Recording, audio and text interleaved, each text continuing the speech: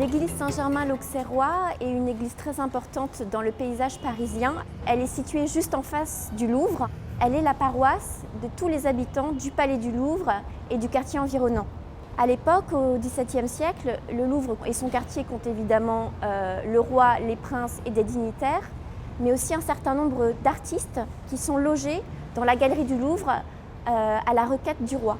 Parmi les dignitaires importants qui sont enterrés dans l'église, on peut compter notamment le chancelier d'Henri IV, Pomponne de Bellièvre, mais surtout la famille Phelippot de Pontchartrain, puisque Paul Phelippot de Pontchartrain, secrétaire d'État de Henri IV et de Marie de Médicis, a eu ici son monument funéraire ainsi que son épouse, ses enfants et ses descendants.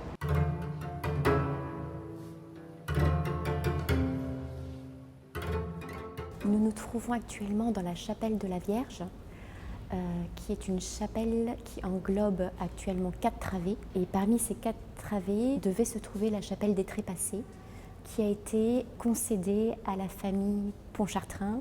Anne de Beauharnais, la veuve de Paul Phelippot de Pontchartrain, réalise vraiment des travaux de maçonnerie, demande la mise en place de lambris, clôture l'espace.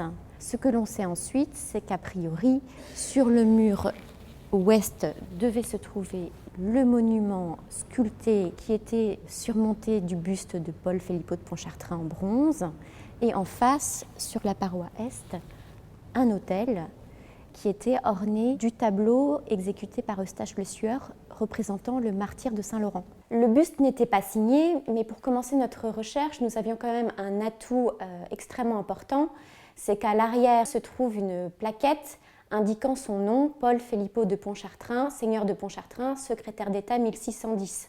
On arrive à retrouver la trace a priori de ce buste grâce à un premier dessin réalisé par Robert de Cotte dans les années 1694-1696 à la demande de Louis, son petit-fils. Ce qui est très intéressant lorsqu'on regarde les archives, c'est de se rendre compte que les œuvres ne sont pas figées. On sait donc au départ qu'elle était à Saint-Germain-l'Auxerrois, elle est ensuite appairée avec un buste du roi Henri IV, mais qu'après la mort de Louis, Phelippot de Pontchartrain, les descendants de Louis décident d'appairer Paul avec le buste de Louis réalisé par Guillaume Costou en 1727. Le cabinet Sculpture et Collection a eu une chance inouïe de pouvoir travailler sur cette œuvre. C'est vraiment rare qu'on ait autant de temps, qui est un des paramètres les plus précieux. Et on a eu énormément de chance parce que même si l'œuvre n'était pas signée, on a pu travailler à partir de sources d'archives,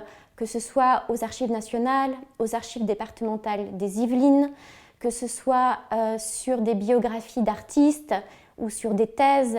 On a pu vraiment rassembler les morceaux du puzzle et comprendre comment, au XVIIe siècle, on peut commander ce type d'œuvre. Et ça, c'est vraiment une avancée inouïe dans l'histoire de l'art du XVIIe siècle.